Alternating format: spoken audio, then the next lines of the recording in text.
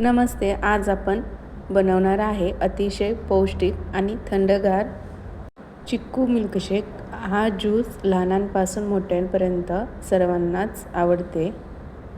चला तर मग वेळ वाया न घालवता चिक्कू मिल्कशेक बनवायला सुरू करूया. सर्वात आधी मी येथे 2 ते 3 चिक्कू त्याच्यावरची साल काढून बारीक कट करून घेतले. छोटी वाटी साखर आणि त्याचबरोबर 1 ग्लास दूध. तर चिक्कू येथे बारीक कट करूनच घ्यायचं, म्हणजे ते मिक्सरच्या भांड्यामध्ये व्यवस्थित बारीक होऊन जातं. तर हे चिक्कूचे तुकडे एका ब्लेंडर जारमध्ये टाकूया.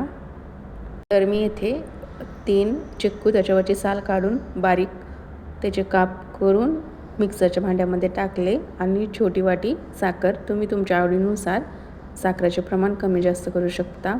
त्याचबरोबर अर्धा ग्लास स्टार्टिंगला आपल्याला दूध हे टाकायचं आहे. तर मी इथे अर्धा ग्लास थंड दूध टाकलेले आहे. तर येथे थंड दुधाचाच वापर करा, गरम दूध टाकू नका.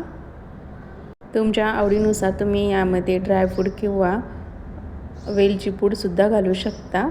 तर हे आपल्याला अगोदर बारीक करून घ्यायचे.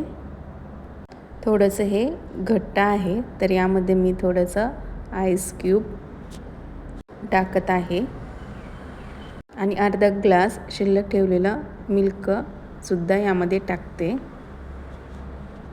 तर हे आपल्याला पुन्हा एकदा फिरवून घ्यायचे. आपला दाटसर आणि क्रीमी ज्यूस तयार आहे. आता हा तयार झालेला थंडगार ज्यूस एका सर्व्हिसिंग ग्लासमध्ये काढून घेऊया. पहा आपला ज्यूस किती दाटसर आणि क्रीमी झालेला आहे. तयार झालेला आहे आपला झटपट आणि पौष्टिक चिक्कू मिल्कशेक.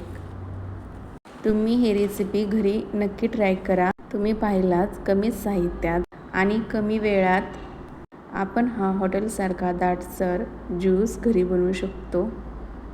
उन्हाळ्याच्या दिवसात किंवा उपवासासाठी हा उत्तम पर्याय आहे. तुम्ही ही रेसिपी घरी नक्की बनवून पहा आणि तुमच्या घरच्यांना कशी वाटली हे कमेंटमध्ये सांगायला अजिबात विसरू नका.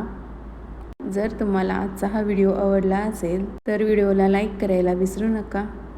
अशा साध्या सोप्या आणि चविष्ट रेसिपीज पाहण्यासाठी चॅनलला नक्की सबस्क्राईब करा आणि शेजारील बेल आयकॉनसुद्धा प्रेस करा, म्हणजे माझ्या नवीन व्हिडिओची नोटिफिकेशन सर्वात अगोदर तुमच्यापर्यंत पोहोचेल.